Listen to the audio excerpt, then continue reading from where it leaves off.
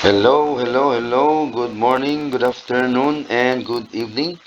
Welcome sa ating channel. At bago tayo magpatuloy, paghihingi ng isang like and subscribe. At huwag kalimutang pindutin ang notification bell para lagi tayong updated sa mga bagong upload natin. Okay, so our topic is about subtraction of similar fraction. Okay, so example number 1 agad tayo.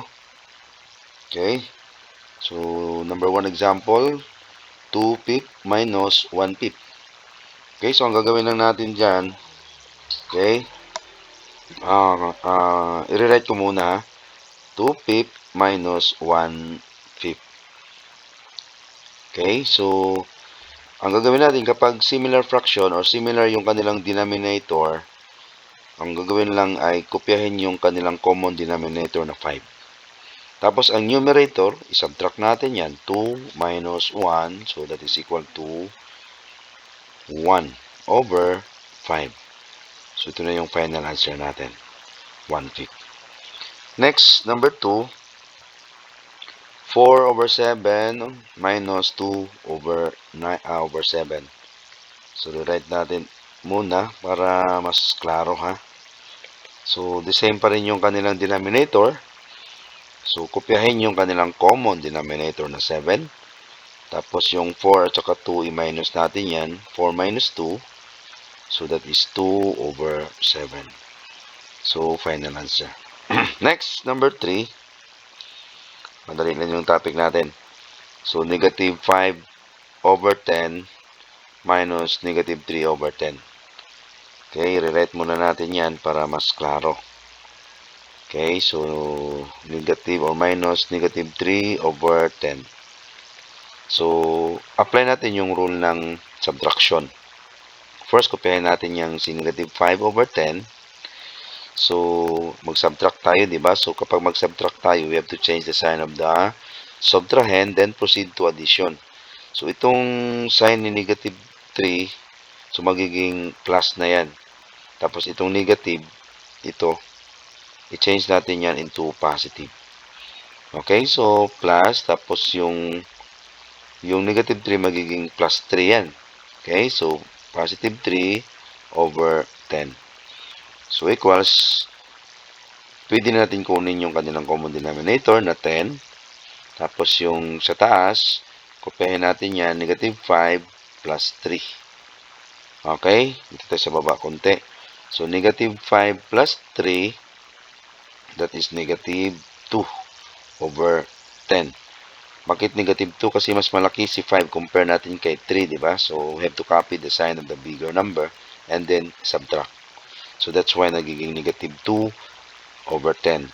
Pero ito, pwede pa ito ma-reduce into lowest terms. So, i-divide natin siya by 2.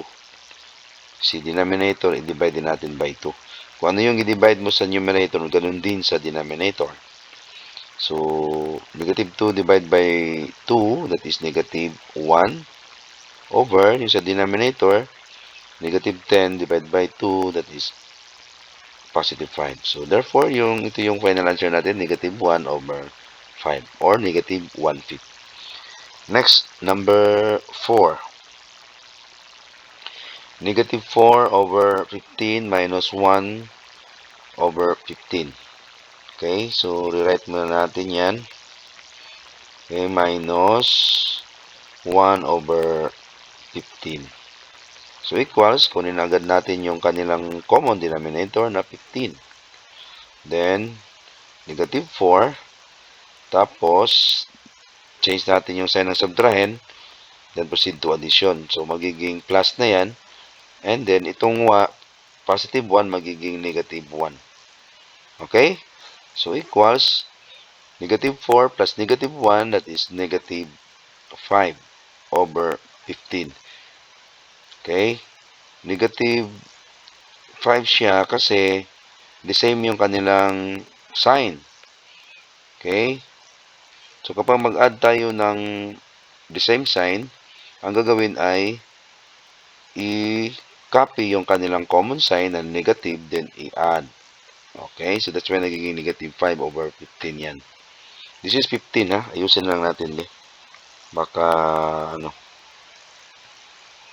Okay, ayusin natin.